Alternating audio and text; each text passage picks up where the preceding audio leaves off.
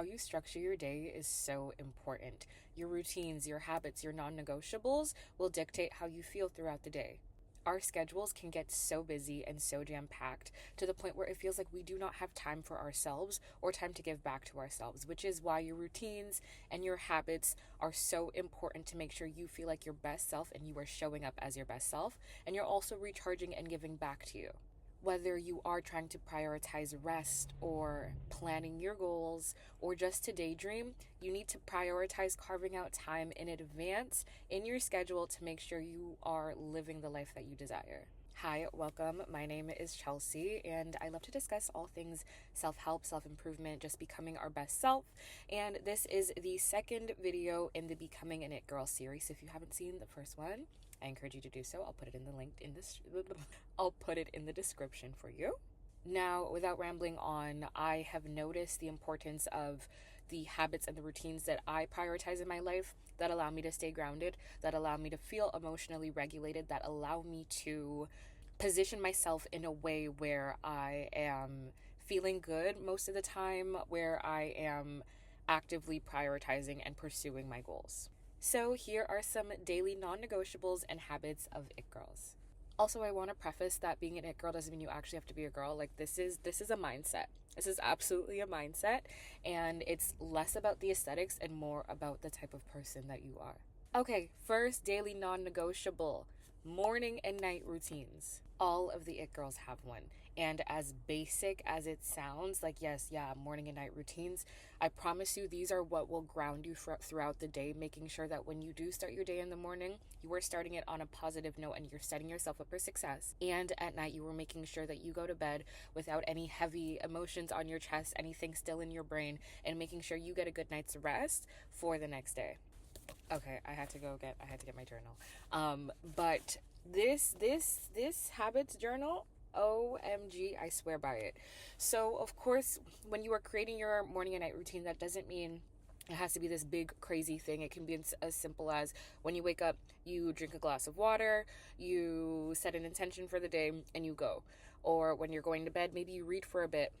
Maybe you journal, do some like self work or say some affirmations to yourself before going to bed.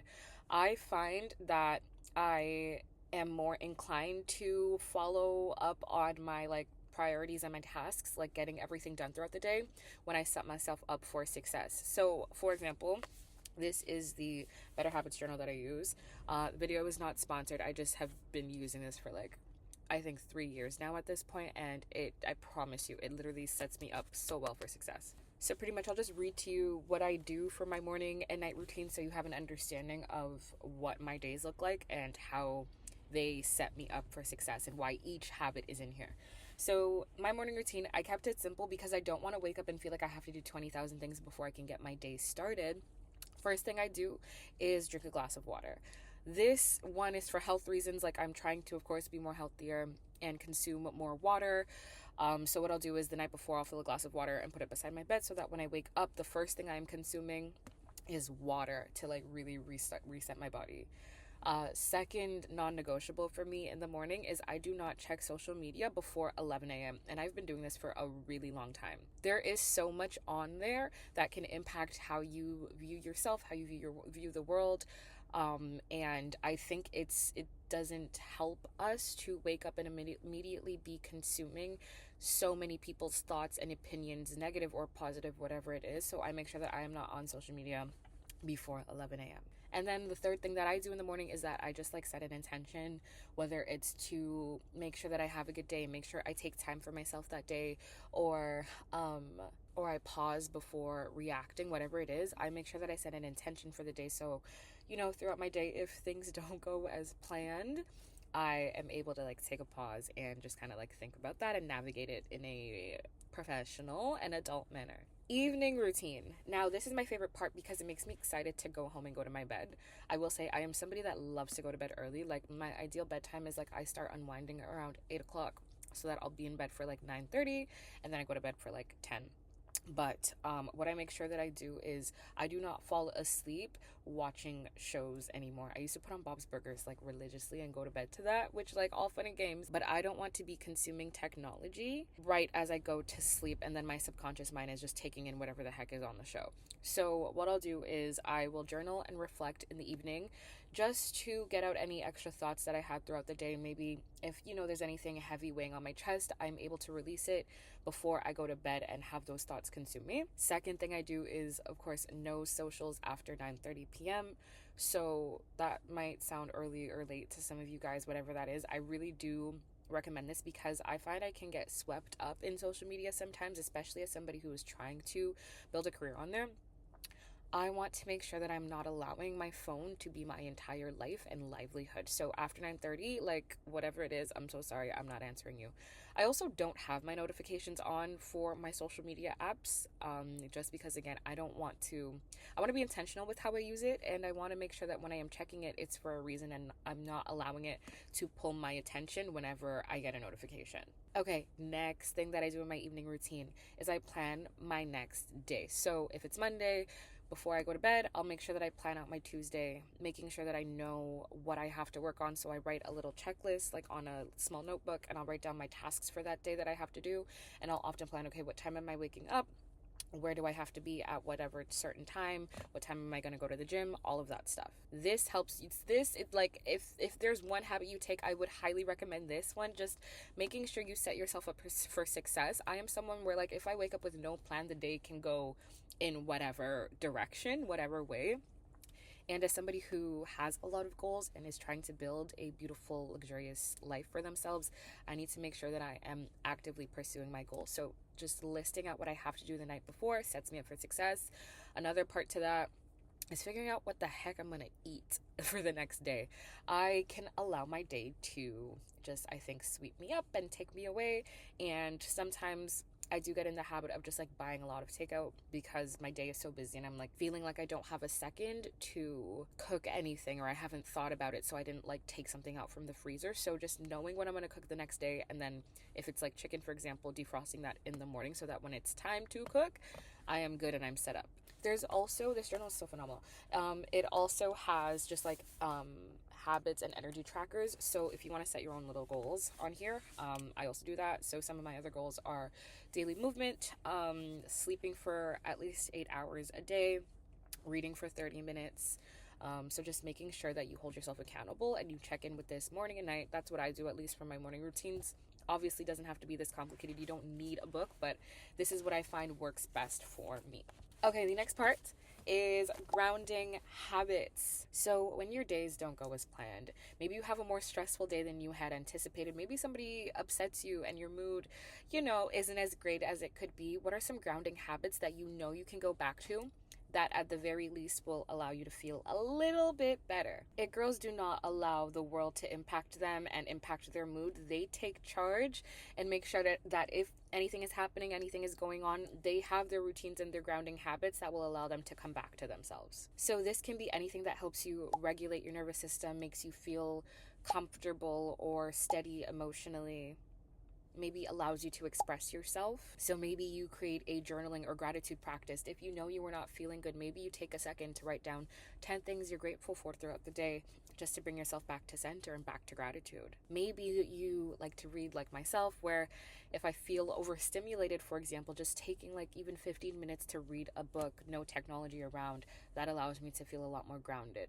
Or I like to give myself a mandatory like 30 minutes of just like solo time, intentional solo time with myself to, I think, just calm myself down, bring myself back to me and feel like I am taking charge of my life. So whether that's meditation or reading or a glass of water or moving your body, figure out what your grounding habits are. What are things that you can do at any given moment, small or big, that will allow you to take back charge of your day and your emotions when things do not go as planned.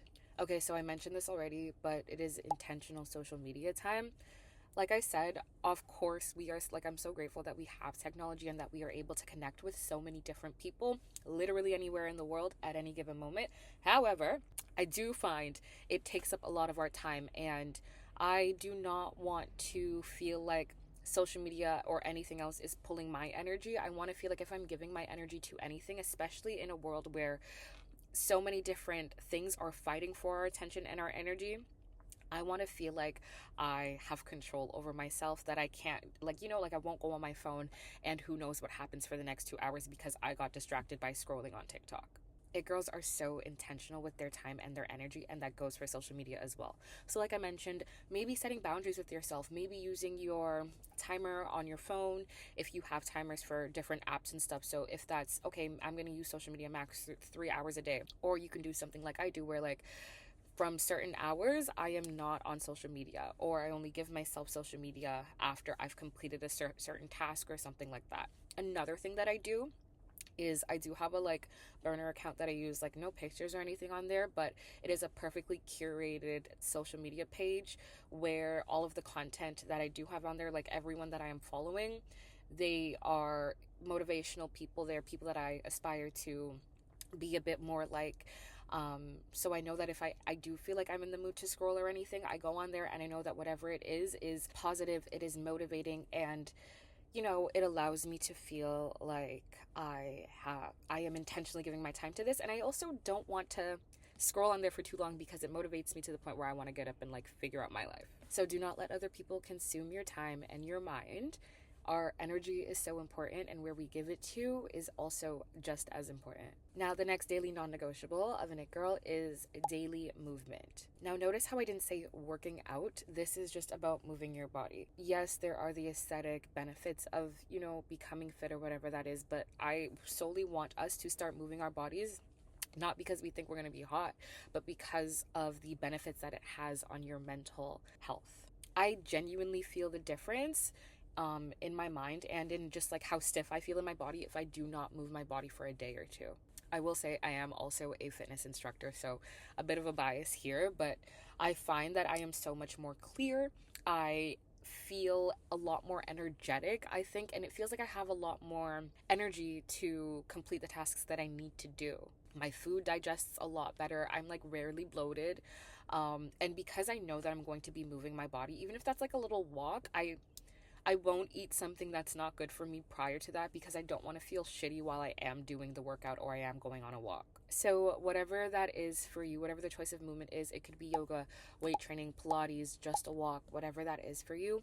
Find something that allows you to feel good and to give back to your body. We don't want to be 57 years old and can't touch our toes because we decided not to move our bodies when we were younger, or feeling stiff everywhere because we didn't stretch. Move your freaking body. Okay, the final it girl habit and daily non-negotiable that I find is one of the most important is prioritized solitude. Our lives are so social, and I am someone as well who will go outside and yap to everybody. I will yap to all of my friends. I'll go to social events and yap there. I will go on social media and let other people yap to me in my face. But I think it is so important for you to go and prioritize your time for yourself to see what the heck is going on in your brain and how you actually feel about yourself. If you are getting swept away under your schedule and you have not 1 second to breathe or think about how you're feeling as a person, you have no time to reflect on your thoughts, time can so easily pass you by. You can be feeling awful and not even know what the reasoning is. You could be unhappy with your circumstances and not even have capacity to think about why you're unhappy and how you can even change that. The goal is for us to create the most beautiful lives that we can, our dream lives, because I do think it's possible for all of us. But in order to do that, you need to make sure that you are taking time for yourself, and you know who you are, and you know how you're thinking, you know what your thoughts are, every single thing. You can't know what needs to be changed or fixed if you don't even know who you are, you don't even know your thoughts. So what I love to do is prioritize even just like 30 minutes a day with myself, whether I am journaling, whether I'm just like sitting in silence for a moment because I find I am just like constantly stimulated everywhere I go. And maybe think about what you can reflect on for yourself. Maybe you do some shadow work prompts. Maybe you set a goal for yourself. I'm someone whose love language, like main love language, is quality time, and I love to hang out with people. But I also realize the importance of giving my love language back to myself. So making sure that I plan small dates with myself and I plan to spend time alone with myself. If you are someone who energetically you can get very easily influenced by the people around you and their thoughts and their energy, it is so, so, so important for you to make sure that at the end of the day, if you can, you reset by letting go of those emotions and making sure that It's just you and your thoughts. And I find this allows me to feel so much more connected to myself.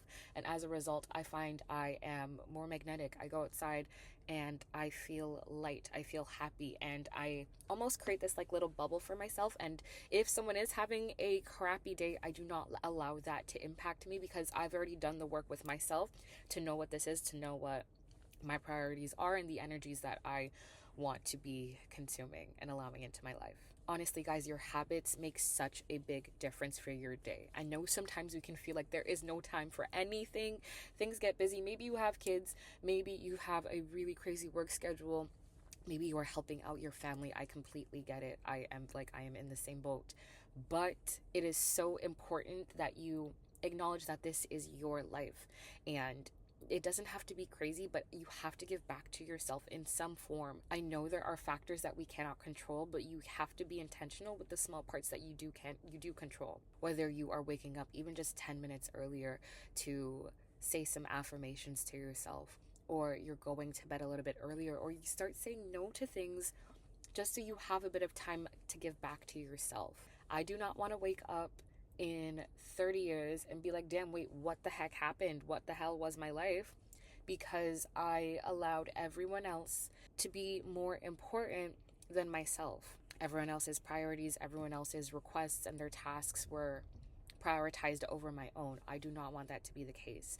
And for us to make a change in our life, we cannot be overwhelmed or burnt out. And in order to do that, you need to set habits and systems up for yourself so that when life gets crazy, when things don't go as planned, you know what to do, you know how to set yourself up for success, and you don't allow external factors that you cannot control to dictate where your life goes.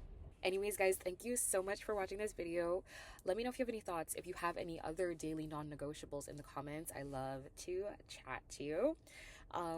Yeah, have a wonderful time. As I said, this is the second video in the Becoming an It Girl series, so if you haven't seen the first one, I'll link it. Take a watch. Let me know what you think. Anyways, have a beautiful day. Yeah, bye.